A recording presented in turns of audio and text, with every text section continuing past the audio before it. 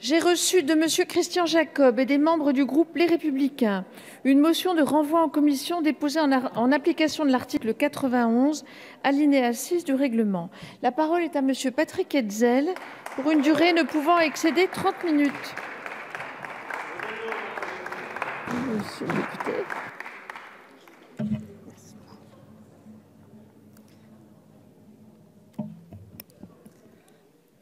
Madame la Présidente, Monsieur le Ministre, Monsieur le Président de la Commission des Affaires culturelles et de l'Éducation, Mesdames les rapporteurs, mes chers collègues, en mai 2017, quelques jours après votre prise de fonction rue de Grenelle, vous aviez annoncé Urbi et Orbi, il n'y aura pas de loi Blanquer et j'en serai fier.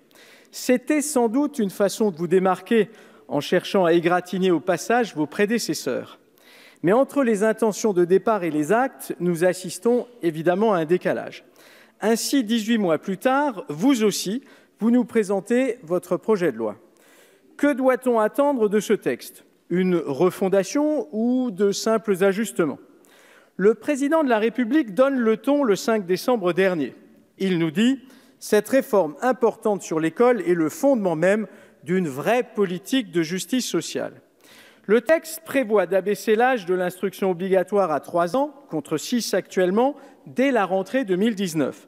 Cette mesure n'était pas dans le programme du candidat Emmanuel Macron. En revanche, cette idée était défendue avec conviction par Mme Najat Vallaud-Belkacem en 2016 et elle a été reprise dans le programme du candidat socialiste Benoît Hamon. À y regarder de près, ce projet de loi est plus dangereux que ne le laissaient présager jusqu'ici vos sorties faussement rassurantes.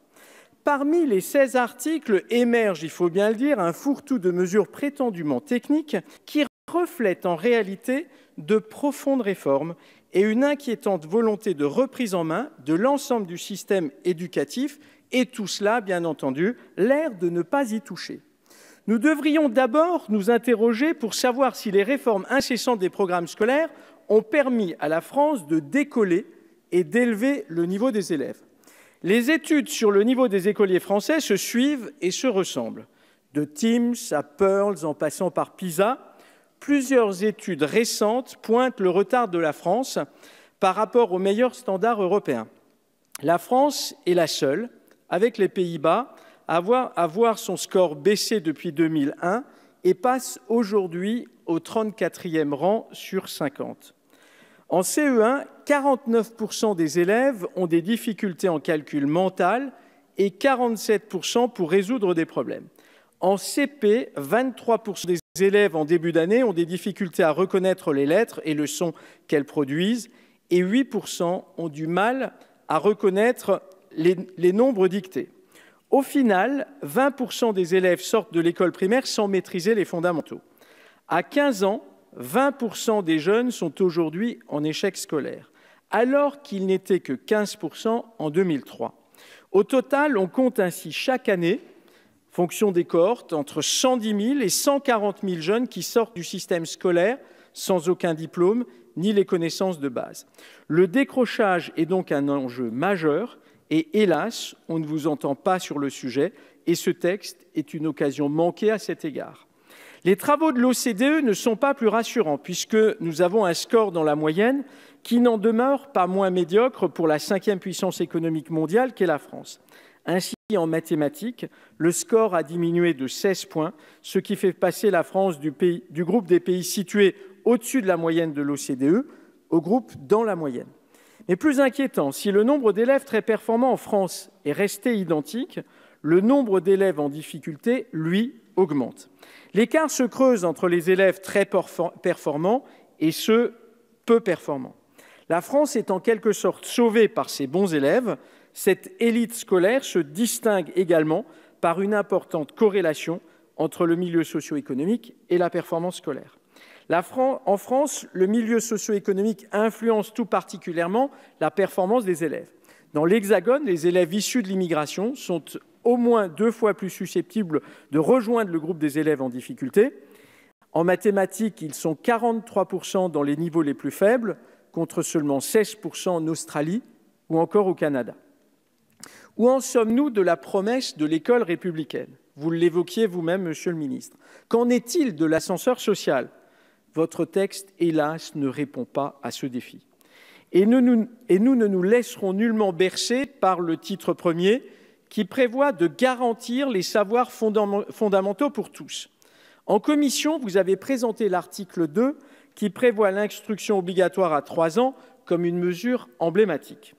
Je reprends vos propos lors de la présentation de ce texte en commission des affaires culturelles. Et je vous cite, « C'est une mesure emblématique dont la portée est internationale.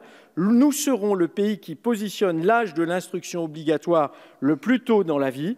Nous allons être scrutés et je suis persuadé que d'autres pays iront en ce sens, car la justice sociale passe par l'école maternelle et un meilleur accompagnement des enfants de 0 à 6 ans. » Nous sommes donc passés de pas de loi Blanquer à une mesure à portée internationale. Monsieur le ministre, puisque vous prévoyez un meilleur accompagnement des enfants de 0 à 6 ans, pourquoi vous arrêter à 3 ans?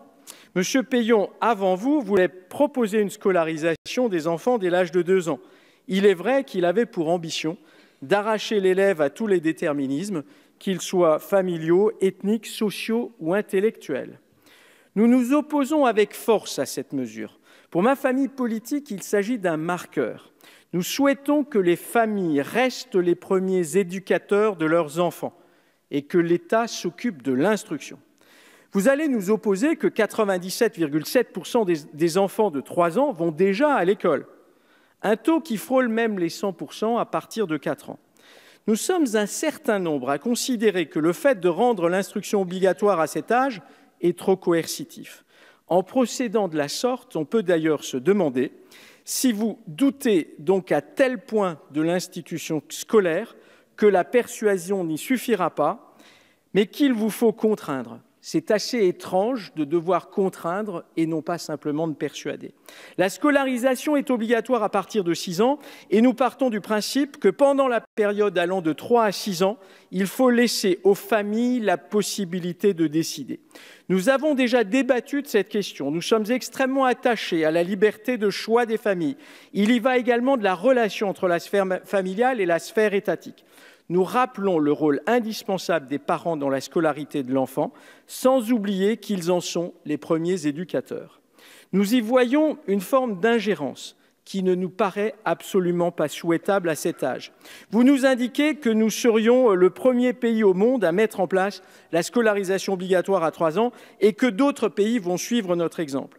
Le tableau comparatif sur la scolarité obligatoire figurant dans l'étude d'impact que vous avez fourni pour votre projet de loi montre que l'Estonie ou la Finlande, respectivement 3e ou 5e dans le classement PISA, ont fixé l'âge de l'enseignement obligatoire à 7 ans, ce qui montre qu'une scolarité précoce n'est pas nécessairement la garantie d'une meilleure réussite scolaire.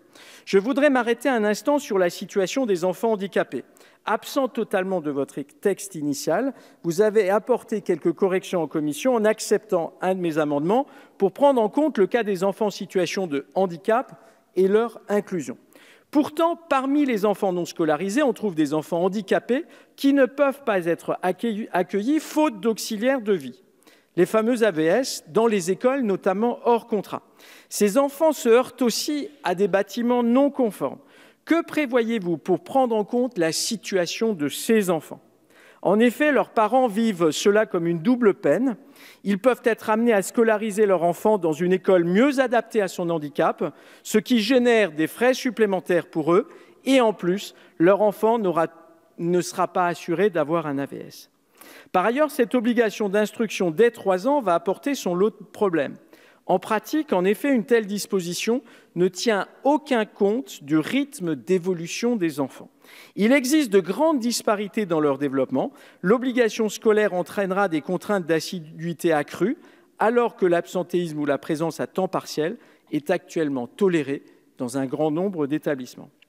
Beaucoup de parents choisissent de déposer leurs enfants à l'école seulement le matin, connaissant le rythme de leurs enfants et la fatigue engendrée par l'école, notamment dans les premières années de l'école maternelle. Beaucoup d'enfants sont retirés l'après-midi pour faire la sieste. Les classes seront-elles adaptées pour que tous les élèves fassent la sieste l'après-midi? Le défenseur des droits dresse un constat très sévère sur 2 points. le faible taux d'encadrement par enseignant dans l'enseignement pré-primaire et les conditions d'accueil du jeune enfant dans les espaces collectifs. Et là aussi, je le cite, « Avec une moyenne trop élevée de 22 élèves par enseignant selon les données 2015 de l'Organisation de coopération et de développement économique, l'OCDE, il paraît difficile d'offrir aux enfants une attention individuelle suffisante. » Nous nous situons juste derrière le Chili et le Mexique, qui sont à 25, bien au-dessus de la moyenne des pays membres qui se situent à 14. Pour les conditions d'accueil, le défenseur des droits donne un exemple très concret. L'entrée à l'école maternelle va souvent de pair avec l'acquisition de la propreté, qui n'est pas toujours complètement maîtrisée par le tout petit. Or, il peut être constaté que les sanitaires sont souvent éloignés des classes, des salles de classe, voire même délocalisés à l'extérieur du bâtiment, au fond de la cour de récréation, par exemple. Il est prévu de créer 800 postes d'enseignants pour permettre à la mesure de voir le jour à la rentrée 2019. Comment seront-ils répartis? N'y a-t-il pas danger de surcharger davantage les classes de maternelle? Certains redoutent aussi que soit utilisé en quelque sorte le vivier des enseignants prévus pour les remplacements afin de limiter les créations de postes. N'y a-t-il pas là le risque d'enlever encore et encore des postes dans la ruralité, comme l'avait indiqué Maxime Minot la semaine dernière? Cette disposition peut se montrer totalement contre-productive, et plus particulièrement en Outre-mer, où seulement 70% des enfants de 3 ans sont inscrits en maternelle. Sans véritable investissement et avec l'arrivée en classe des 30% restants, les conditions seront telles qu'elles perturberont l'apprentissage à défaut de le favoriser. Les collectivités territoriales seront également touchées. Qui dit école maternelle dit agents territoriaux spécialisés des écoles maternelles, les ATSEM. Est-ce que des moyens supplémentaires seront affectés aux collectivités territoriales concernées pour pouvoir évidemment faire face à cet enjeu? La presse souligne que, bien malgré vous, vous êtes en train de raviver la guerre scolaire entre le public et le privé. Si l'instruction devient obligatoire à partir de 3 ans, nécessairement les communes devront financer les maternelles sous contrat afin que l'enseignement reste gratuit. C'est déjà le cas de certaines communes qui versent volontairement une aide aux écoles maternelles privées sous contrat d'association. Durant les débats en commission, nous avons soulevé plusieurs problèmes, notamment avec notre collègue Charles de Courson. Quel sera le surcoût réel pour l'État et pour les collectivités? Nous aimerions le savoir. Il va y avoir des inégalités entre les collectivités puisque la compensation ne sera pas intégrale. Ce sont finalement les bons élèves qui assurent déjà un financement, c'est-à-dire les communes vertueuses, qui vont être pénalisées, car ce sont les autres qui vont recevoir des compensations de l'État. Quel paradoxe! Mais il y a encore plus grave. Selon l'étude d'impact, la vôtre, ce sont vos données, Monsieur le Ministre, les compensations seront décalées de 2 ans. La mesure entrera en vigueur à partir de septembre, alors que le surcoût du premier trimestre scolaire 2019 ne sera versé aux collectivités au mieux en 2021. Allez-vous prévoir un versement provisoire et un ajustement de façon à ce qu'il y ait concordance entre les coûts et la compensation? Les maires souhaitent savoir ce que vous allez faire. Cela rappelle de mauvais souvenirs aux communes. Serez-vous, comme certains de vos prédécesseurs, un ministre de l'Éducation nationale qui décide et demande aux communes de payer? L'article 5 a pour objet l'encadrement de l'instruction en famille. Des dispositions ont déjà été adoptées sous la précédente législature lors de l'examen du projet de loi Égalité citoyenne pour contrôler l'instruction dispensée par les familles. Parmi les raisons invoquées pour imposer cette mesure, vous souhaitez empêcher l'instruction d'enfants dès leur plus jeune âge dans des écoles coraniques. Pourquoi ne le dites-vous pas publiquement? Par ailleurs, il paraît totalement disproportionné de prévoir que des inspecteurs de l'éducation nationale puissent aller vérifier si des familles dispensent à des enfants de 3 ans une instruction leur permettant d'acquérir le socle commun. Les principales raisons du choix d'instruire à domicile, citées par la Direction générale de l'enseignement scolaire elle-même, c'est-à-dire par votre ministère, sont le respect de l'individualité et des rythmes de l'enfant, l'adaptation aux enfants atypiques et enfin le harcèlement et les phobies scolaires. D'après des enquêtes menées par des associations regroupant des familles scolarisant leurs enfants à domicile, la non-scolarisation subie pour cause de phobie, de harcèlement ou d'inadaptation de l'enfant au système scolaire. Cela représente en tout plus de 60% des familles. Les raisons religieuses ne représentent toujours, d'après la DGESCO, que 1,4% des enfants concernés. Ces familles, quand elles ne suivent pas les programmes de l'éducation nationale, utilisent le plus souvent des pédagogies actives comme Montessori, Freinet ou d'autres encore. Ces pédagogies nécessitent un environnement stimulant et accordent une plus grande autonomie à l'enfant qui apprend à être actif dans ses apprentissages, à développer sa créativité et à se connaître lui-même. Jusqu'à présent, l'article de loi L131-10 qui précise les conditions du contrôle de l'instruction en famille demeurait assez large sur les modalités de contrôle. Celle-ci était définie par le décret de 2016 portant le numéro 1452 et en fait, ce décret portait à la fois sur le contenu des connaissances requises, la prise en compte des méthodes pédagogiques des parents et des spécificités des enfants et les modalités de contrôle telles qu'elles doivent être suivies par l'inspecteur d'académie. Le texte tel que modifié en commission prévoit de définir le contenu des connaissances et les modalités de contrôle au niveau législatif et non plus réglementaire. Votre texte prévoit de brider la liberté pédagogique des parents. Les modalités du contrôle pourront devenir arbitraires en fonction finalement de l'inspecteur et l'on demande aux enfants une obligation de résultat. Ce texte ne prend plus en compte l'adaptation aux spécificités de l'enfant, sauf si l'enfant présente un handicap ou un trouble de santé considéré comme invalidant. Pourquoi ne pas laisser aux parents, Monsieur le ministre, la possibilité de s'adapter sans avoir besoin d'un diagnostic médical? Cet article de votre projet de loi place les familles dans une obligation de résultat sans tenir compte du rythme de chaque enfant, alors que par comparaison, les écoles hors contrat et sous contrat ont une obligation de moyens. Cela ne tient pas compte de la situation de nombreux enfants qui sont instruits en famille car non adaptés au système scolaire ou ayant éventuellement même souffert de celui-ci. Il s'agit une fois encore d'une mise sous tutelle des familles par l'État. En cela, il s'agit même d'une mesure liberticide. J'en viens maintenant à l'article 9, avec la création du Conseil d'évaluation de l'école. Cet article acte la suppression du Conseil national d'évaluation du système scolaire, le CNESCO, et son remplacement par un nouveau conseil intitulé Conseil d'évaluation de l'école. Il est pour le moins étonnant que le gouvernement veuille supprimer un organisme qui a été créé il y a moins de 5 ans. Un organisme chargé de procéder à des évaluations a besoin de temps pour acquérir une véritable expertise dans son domaine. Des modifications ont été apportées en commission pour lui donner une relative plus grande dépendance en portant de 4 à 6 le nombre de personnalités qualifiées mais choisies par le ministre de l'Éducation, afin qu'elles soient plus nombreuses que les représentants des ministres. Vous avez supprimé la soumission pour avis au ministre de son programme de travail annuel. Mais par un amendement, je vous propose une réforme beaucoup plus ambitieuse, portée par notre groupe, notamment par la mise en place d'une haute autorité de l'évaluation, de la statistique, de la prospective et de la performance. Je n'ai pas pu le développer en commission du fait de son irrecevabilité au titre de l'article 40, alors qu'on aurait pu simplement redéployer effectivement des moyens. En matière d'évaluation du système éducatif, la France fait figure d'exception par rapport à ses partenaires, puisque l'acteur principal en charge de la conception des outils d'aide à l'évaluation, au pilotage et à la décision est une direction d'administration centrale. On le voit dans cette nouvelle réforme.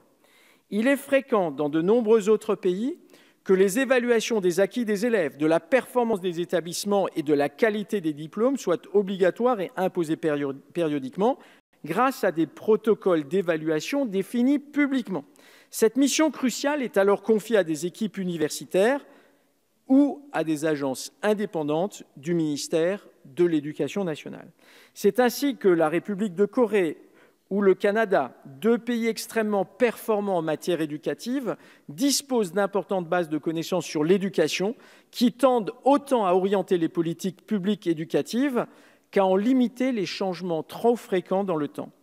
La publicité de l'ensemble des rapports est également une différence significative avec le système français. Monsieur le ministre, combien de rapports de l'inspection générale sont sur votre bureau et n'ont pas obtenu votre nihil obstat?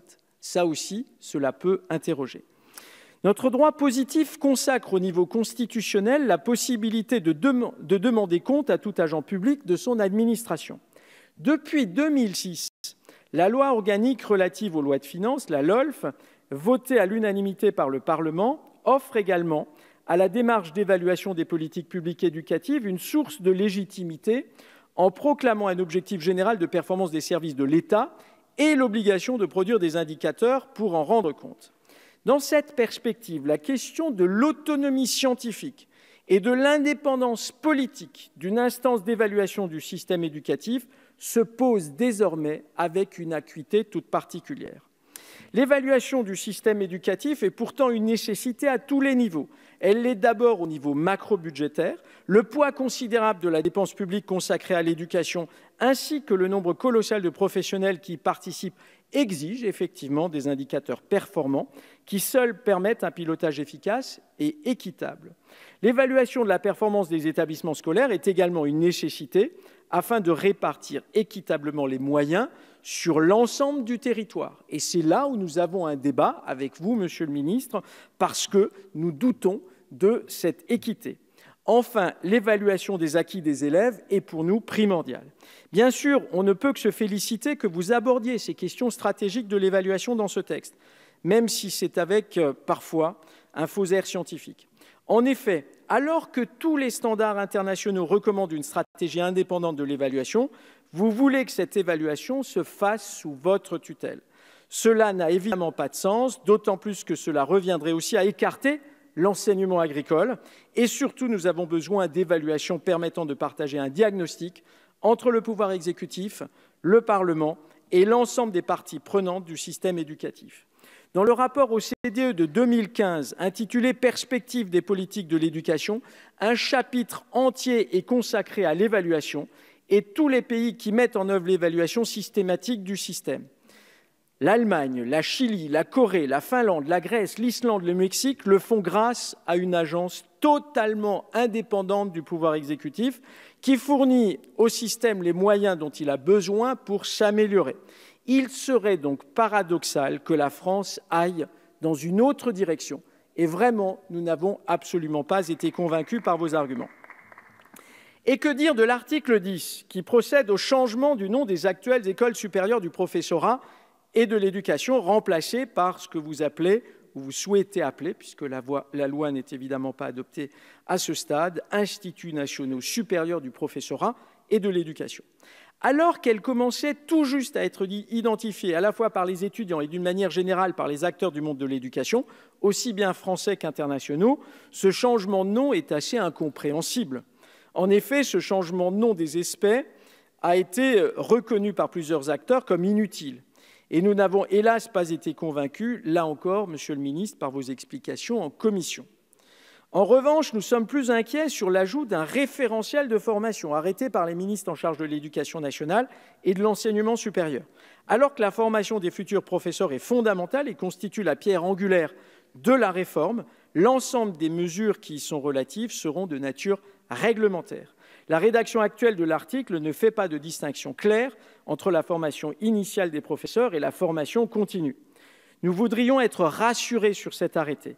Dira-t-il clairement que ce que l'on attend des professeurs est la maîtrise des fondamentaux et leur transmission? Vous avouerez que c'est assez paradoxal. Vous nous dites tout ça est de nature réglementaire, alors que sur un autre sujet, le téléphone portable, là, c'était de nature législative. Franchement, là aussi, deux poids et deux mesures dans l'actuelle majorité. Vous avez tenté de nous rassurer à l'article 17 qui prévoit de procéder au nouveau découpage territorial des circonscriptions académiques. J'ai déjà eu l'occasion de pointer du doigt les nombreux problèmes que poserait une fusion des rectorats et la réduction du nombre de recteurs pour faire coïncider l'organisation administrative de l'éducation nationale sur celle des nouvelles grandes régions issues de la loi NOTRe. À la suite de plusieurs remarques et questions que je vous ai posées en commission, vous avez annoncé reculer sur les fusions de rectorats et maintenir le nombre actuel de recteurs. En soi, c'est évidemment une très bonne nouvelle puisque ces orientations allaient à l'encontre d'une administration de l'éducation nationale proche du terrain et soucieuse des territoires ruraux. Je reste cependant très prudent, car le diable va se nicher dans les détails. Nous avons besoin d'être rassurés sur plusieurs points et vous ne nous avez pas donné de précision en commission. Pouvez-vous nous préciser si les réunions importantes à votre ministère se feront avec les 13 recteurs de région ou avec tous les recteurs? Si les recteurs académiques sont écartés, c'est l'ensemble du système éducatif qui serait perdant avec une reconcentration décisionnelle. Autre question cruciale à laquelle vous n'avez hélas pas répondu devant la représentation nationale. Aujourd'hui, les 30 recteurs ont tous le statut en LOLF de responsable de budget opérationnel. C'est-à-dire que chacun décide de la manière dont il affecte les moyens humains et financiers sur le territoire académique dont il a la responsabilité. La question est donc bien de savoir si cet aspect qui constitue l'un des leviers importants du pouvoir actuel d'un recteur sera maintenu ou non. Si le ministre maintient les rectorats et les recteurs, mais concentre la décision en un seul lieu par grande région, soit entre les mains de 13 recteurs sur les 30, alors cette annonce que d'aucuns qualifient déjà de victoire ne serait rien d'autre qu'une victoire à la Pyrrhus. Car les 13 recteurs non responsables de budget opérationnel auraient alors perdu la partie la plus importante et la plus stratégique de leur pouvoir décisionnel. Vous les réduiriez en potiches et on voit bien où cela mène. En somme, si vous deviez aller dans cette direction, vous procéderiez à une véritable dévitalisation de la fonction de recteur, que vous avez pourtant brillamment exercée. Et lorsqu'il n'est pas recteur de région académique, eh bien, le recteur, finalement, serait largement dépossédé de ses leviers d'action. Il est des missions de l'État qui méritent un traitement spécifique de l'organisation administrative. Nous pensons que c'est le cas pour l'éducation. Il est indispensable que les recteurs restent en prise au plus près du terrain tout en conservant les moyens humains et budgétaires pour agir. Pouvez-vous nous rassurer sur ces points? Et pour finir, je voudrais aussi insister sur le fait que c'est une véritable défiance vis-à-vis du Parlement que vous êtes en train de mettre en place par voie d'ordonnance, comme vous projetez de le faire pour plusieurs articles. Il n'y a pas aujourd'hui une urgence telle pour que vous nous priviez d'un véritable débat sur des questions essentielles et stratégiques, notamment les redécoupages territoriaux. Vous savez combien nous y sommes attachés. En tout cas, ce n'est pas en défiant le Parlement que l'on instaure la confiance. Nous vous demandons donc de véritables preuves de confiance qui, il faut bien le dire, ne sont pas présentes à ce stade. Madame la Présidente, Monsieur le Ministre, mes chers collègues, à travers ces articles, j'ai soulevé plusieurs questions qui, à ce jour, sont restées sans réponse de la part du gouvernement et mériteraient amplement d'être débattues plus avant en commission. C'est la raison pour laquelle le groupe Les Républicains demande un renvoi en commission de ce projet de loi largement inabouti, inachevé et dangereux. Je vous remercie. Merci, Monsieur le député. Sur le vote de la motion de rejet en commission, je suis saisie par le groupe Les Républicains d'une demande de scrutin public. Le scrutin est annoncé dans l'enceinte de l'Assemblée nationale.